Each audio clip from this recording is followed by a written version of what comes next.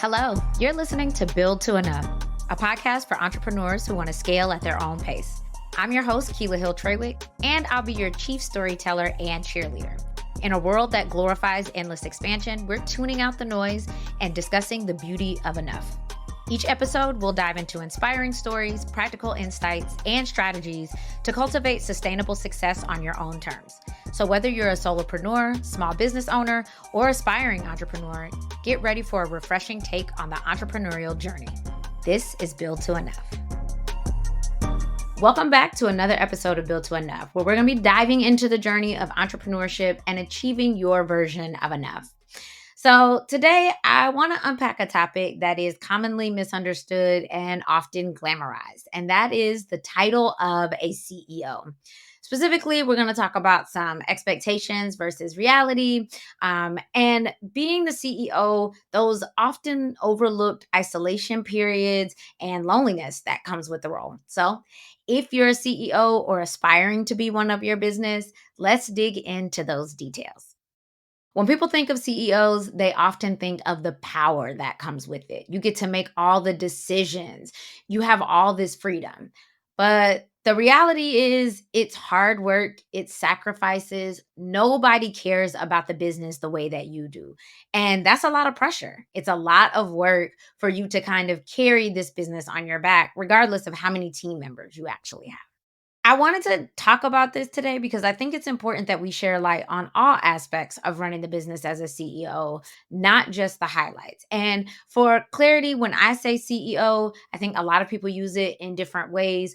I am talking about people who are running their own business for purposes of this podcast with a small team, large team, whatever. You have people that report to you. So if you're a solopreneur and you're calling yourself a CEO, no shade on that. But this is really going to be specifically towards people who either have teams or are building teams to support them, because you have more people that you have to answer to and that answer to you beyond just yourself.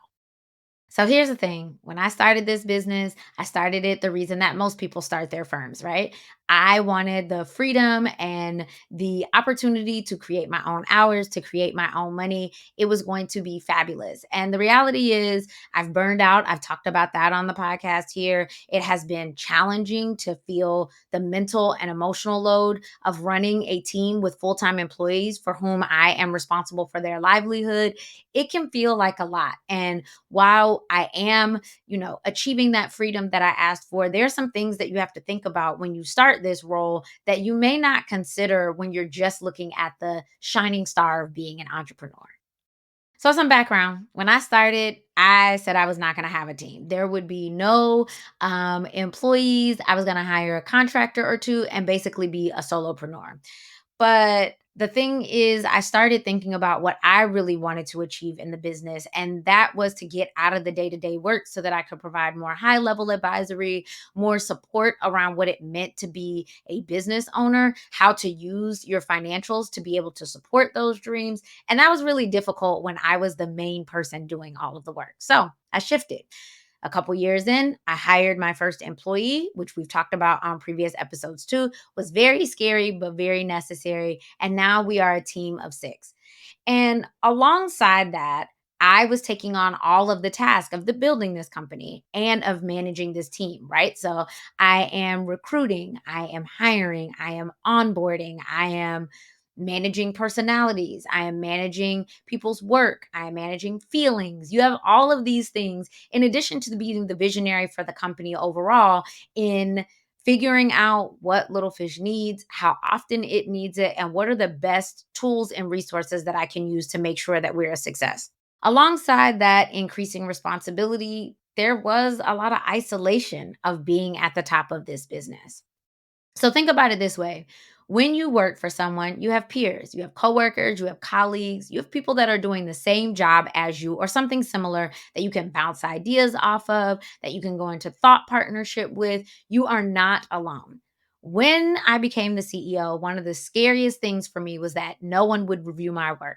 I didn't really have peers in the industry yet, and I didn't have anybody that I could ask questions to. It felt like I was in a maze of my own understanding, Google some very specific, like accounting based and entrepreneurship based resources, but it was lonely. I was figuring all of this out by myself.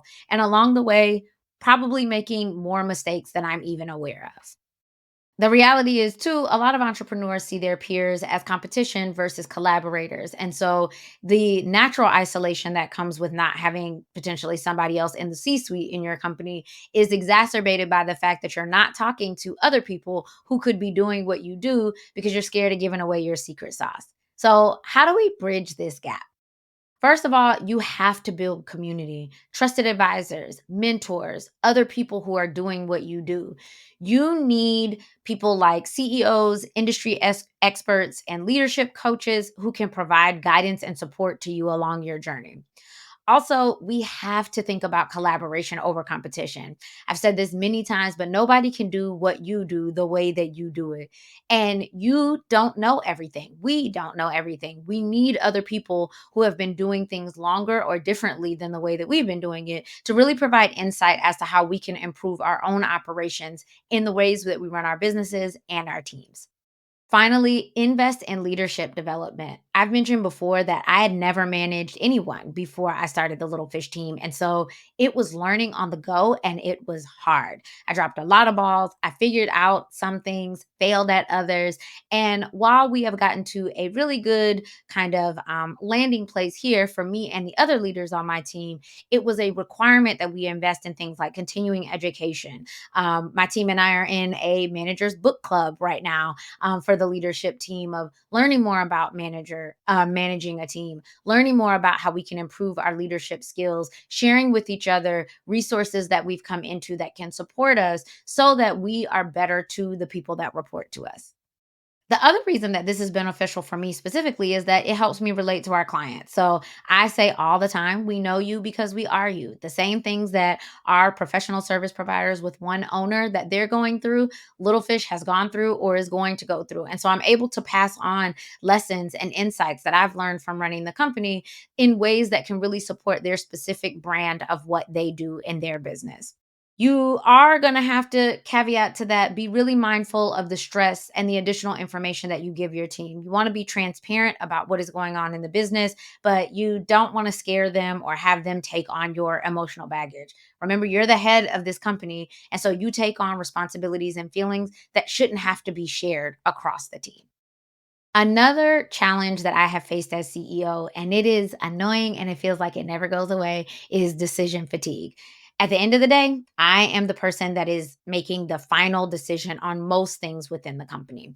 Now, I've been able to delegate quite a bit of that, and we'll talk about that in a bit. But you know that the reality is when you want things done a certain way, you need to be the final check mark to ensure that it is. And in that way, it always feels like there are a myriad of decisions that are waiting on me. Every time I have answered something, it feels like new questions are coming up, which kind of feels like playing a game of whack a mole. I'll make a decision, I'll implement something new, I'll move on, and then something else will be falling. I use the example all the time of Encanto, which, if you haven't seen it, amazing Pixar movie. But there's a point in the movie where like the bricks start shaking in this house, right? And so the character runs over and puts her hand on that brick to stop it from shaking. And she's like, whew, so glad that that stopped moving. And while she's doing that, like a column on the house is falling down. That's what it can feel like to run a small business, where as soon as you're putting a fire out in one place, you realize that a flood is happening in another. Now, I will be honest and say I haven't figured out the perfect solution in relying on my team and kind of building this bridge between what I should be responsible for and what they have to do. But what I have done is set priorities and set boundaries. So the first thing is I require that the team go to other resources before they come to me. If this is a tax question, you know how to get to the IRS website. Go look at that, see what you can glean from that information, and then ask me the specific questions about how we'll respond or the ways that we'll respond. I also try to make sure that we are really giving resources to the team, trainings that we are specific about how everything works internally, everything from naming conventions to how we communicate with each other and clients. to where we put information that we're going to use. We have an intranet that gives a ton of information about how we work. And that also helps with redundancy throughout the team because now anybody can step in and at least have the basic framework for how things get done here. That helps me to have to make less decisions because they are at the forefront of the work. And so I tell the team often, if there is something that will improve your role here, let's pay for it. Let's make that easy for you. Don't leave it to me to make a decision on something that is going to directly impact your work. If you can do the research to bring us to a point where we can make a choice without me having to be the final word. The reality is there's only so many things that I can effectively focus on at one time. So I can look at a couple of big things, but I can't look at all of the things. And that means I have to rely on the team that I hired to be able to take that off my plate. But I also have to empower them. We have to make sure that they have everything that they need in order to make decisions and feel confident doing so on our behalf.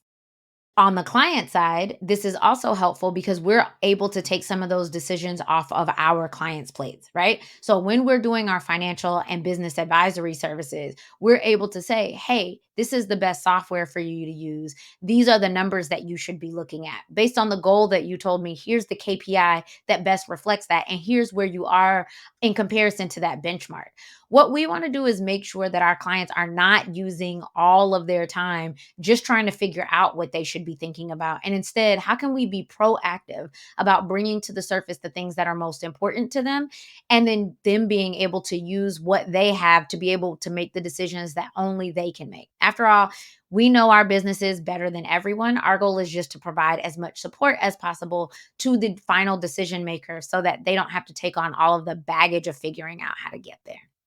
Another critical aspect that CEOs deal with is financial pressure. You, as the CEO, are responsible for the financial health of the company. Doesn't matter if you have outsourced sales or if you have outsourced marketing. At the end of the day, whether this company is made or broken by the financials is partly dependent on your leadership. And I would gather to say mostly dependent on your leadership. This includes managing cash flow, securing funding, and ensuring profitability. The stress of financial responsibilities can feel overwhelming. I have had my own fears where I'm looking and I'm just trying to make sure that, incoming is in sync with what is outgoing. And obviously, because I'm an accountant, it is something that's already in my wheelhouse, but it doesn't mean that it doesn't bother me or not something that keeps me up at night, just like our other entrepreneurs. The thing is, you have other people's livelihoods in your hands. So not only do I have the livelihoods of those that work with me, I also have the livelihoods of those who work for me. I am responsible for making sure that everybody's money is doing what it's supposed to. And that can feel stressful. I've thought about for us, is there enough money to cover all the expenses long term? Early on, I was worried about whether or not I was bringing on enough clients and the right clients who were paying the right amount. And of course, everybody worries about what if a client leaves? What if they're just not here anymore? How am I going to make up that cash flow? So I know that my duty is to make sure that I am doing everything that I can to ensure that the company is performing well. And my number one priority was always to be able to make payroll. I'm going to pay everything, but we always want to make sure that I'm covering the expenses of my team. And I have never been late. That is super exciting. I've never missed payroll. And I think that that's something that a lot of businesses want to set as like a foundational thing. I just want to make sure that my team is paid, not only because it's the right thing to do. Making sure that your team always gets their check is imperative. But it also creates a culture of your business partners, and that includes the people that work with you, knowing that they're going to get paid on time because they've got responsibilities too. So I have an accountant. She is over my books. She is wonderful. She constantly reassures me that we are doing fine, even when my non money brain gets in the way. She's able to kind of bring that comfort back to me to say, hey, I've looked at everything the same way that you look at everything for your clients. Here's where you stand. Here's what you need. Here are the things that you should be thinking about. And it's really the reason that I started Little Fish. It's exciting to see full circle and be able to articulate what I couldn't say at the very beginning, which is that finances are scary for everyone.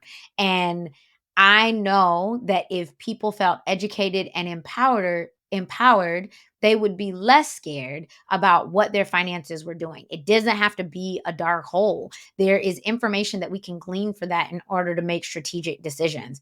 So, when you are in doubt, especially around finances, make sure that you're hiring a trusted partner. Make sure that you're getting someone on the team or outsource that can give you some background information about where you stand, give you some eye opening results about where you've been and where you're going, and have those non financial conversations with the financial data to back you up. So, the last thing that I will touch into is the leadership aspect. And if you haven't listened to the leadership episode before this one, definitely take that as your next step because it is and can be a really challenging part of running a business. Even if you have managed before, which I hadn't, it is much different being the rule maker than it is when you're doing that for another company and following their rules in order to support somebody else. There's no, better than. They can just feel different. And it also means that there's very little room for trial and error. You're the top. And so everybody who works for you, you're just trying to make sure that they're getting what they need and are on top of everything. Your team is expecting you to be decisive, confident, and inspiring from day one. But the reality is, most of us as CEOs are just learning on the job. We're going to make mistakes, we're going to face self doubt. And sometimes it's a struggle to find your leadership style, especially as your team expands and you're trying to figure out what everybody needs because everyone doesn't need to be led in the same way. Without a mentor or some kind of support system, this can feel like managing your way through a minefield blindfolded. It is scary, it is overwhelming, and you can feel really isolated and alone. At the end of the day, we want to make sure that we are giving ourselves the best foundational steps in order for us to be growing and profitable CEOs. It will feel scary at first. It will feel isolating. And that may go on for a while, and you will hit peaks and valleys of that throughout your tenure as CEO of your company. But the important thing is if we can get out of glamorizing this role as the I just work from the beach and do what I want, and really focus on the hard work that it takes to build a culture where that's even available to you, the more effort, the more time, the more work we do at the beginning to build that, the better off as a CEO you'll be in the years to come as you're managing your business. Thank you so much for tuning in. Until next time, keep building, keep growing. Thank you for tuning in to another episode of Build to Enough. If you enjoyed today's episode, don't forget to subscribe, rate, and share the love with your fellow entrepreneur friends. And make sure to sign up for the Build to Enough newsletter. The link is in the show notes. Stay tuned for more episodes as we continue to redefine success one intentional step at a time.